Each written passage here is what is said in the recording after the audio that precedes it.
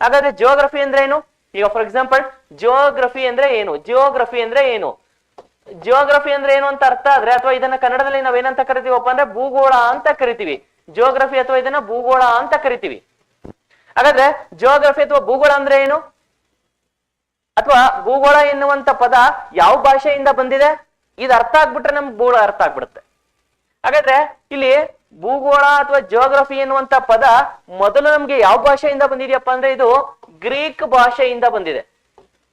ಯಾವ ಭಾಷೆಯಿಂದ ಬಂದಿದೆ? ಇದು ಗ್ರೀಕ್ ಭಾಷೆಯಿಂದ ಬಂದಿದೆ ಜಿಯೋಗ್ರಫಿ. ಹಾಗಾದ್ರೆ ಗ್ರೀಕ್ ಭಾಷೆಯ ಅನುವಾದವೇ ಇವತ್ತಿನ ಜಿಯೋಗ್ರಫಿ. ಹಾಗಾದ್ರೆ ಈ ಒಂದು ಜಿಯೋಗ್ರಫಿನ ನಿನ್ನೆ ಮೊನ್ನೆ ಬರ್ತಿದ್ದಲ್ಲ, ಬಹಳ ಹಿಂದೆ ಸುಮಾರು 2ನೇ ಶತಮಾನದಲ್ಲಿ ಈ ಜಿಯೋಗ್ರಫಿನ ಬರೀತಾರೆ. ಯಾರು ಬರೀತಾರಪ್ಪ ಜಿಯೋಗ್ರಫಿನ ಅಂದ್ರೆ ಎರಟಾಸ್ತನಿಸ್ ಬರೀತಾರೆ. ಯಾರು ಬರೀತಾರೆ ಜಿಯೋಗ್ರಫಿನ? ಎರಟಾಸ್ತನಿಸ್ ಅವರು ಈ ಜಿಯೋಗ್ರಫಿನ ಬರೀತಾರೆ. ಹಾಗಾದ್ರೆ ಇವತ್ತೇನ ಭೂಗೋಳವನ್ನ ಓದ್ತಾ ಇದೀವಿ, ಭೂಗೋಳದ ಕೊಡುಗೆ ಯಾರ್ದಪ್ಪ ಅಂದ್ರೆ ಎರಟಾಸ್ತನಿಸ್ದು. ಈ ಎರಟಾಸ್ತನಿಸ್ ಬರ್ದಿದ್ದಂತ ಭೂಗೋಳವನ್ನ ಇವತ್ತು ವಿವಿಧ ಆಯಾಮದಲ್ಲಿ ನಾವು ಸ್ಟಡಿ ಮಾಡ್ತಾ ಇದೀವಿ.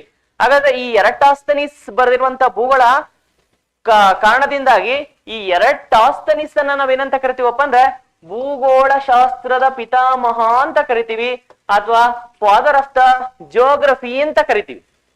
ಹಾಗಾದ್ರೆ ಕ್ವಶನ್ ಕೇಳ್ತಾನೆ, ಭೂಗೋಳ ಶಾಸ್ತ್ರದ ಪಿತಾಮಹ ಯಾರು ಅಂತ. ಭೂಗೋಳ ಶಾಸ್ತ್ರದ ಪಿತಾಮಹ ಯಾರಪ್ಪ ಅಂದ್ರೆ ತುಂಬಾ ಇಂಪಾರ್ಟೆಂಟ್, ಅವರೇ ಎರಟಾಸ್ತನೀಸ್.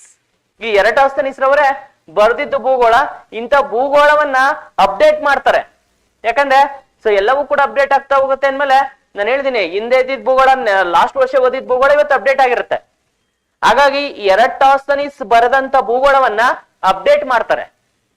ಸೊ ಎರಟಾಸ್ತನೀಸ್ ಬರೆದಂತ ಭೂಗೋಳವನ್ನ ಅಪ್ಡೇಟ್ ಮಾಡಿದ್ದಾರಪ್ಪ ಅಂದ್ರೆ ಸೊ ಅವರನ್ನ ಅಲೆಕ್ಸಾಂಡರ್ ವಾನ್ ಅಂಬೋಲ್ಟ್ ಅಂತ ಕರಿತೀವಿ. ಯಾರಂತ ಕರಿತೀವಿ? ಅವರನ್ನ ಅಲೆಕ್ಸಾಂಡರ್ ವಾನ್ ಅಂಬೋಲ್ಟ್ ಅಂತ ಕರಿತೀವಿ.